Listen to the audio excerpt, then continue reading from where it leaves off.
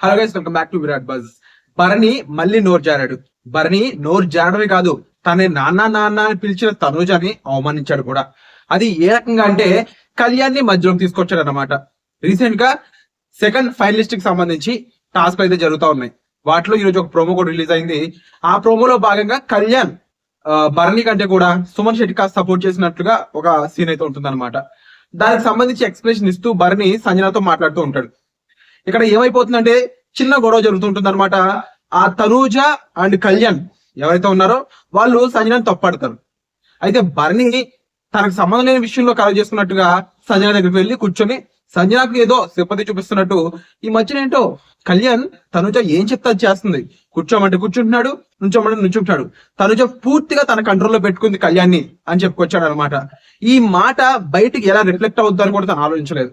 అంతేకాకుండా నిజంగా కళ్యాణ్ అంత తనుజ మాట వినేటట్టు అయితే కళ్యాణ్ ఫస్ట్ ఫైనలిస్ట్ అసలు ఎందుకు అవుతారని చెప్పేసి ఆడియన్స్ అందరూ అంటూ ఉన్నారు.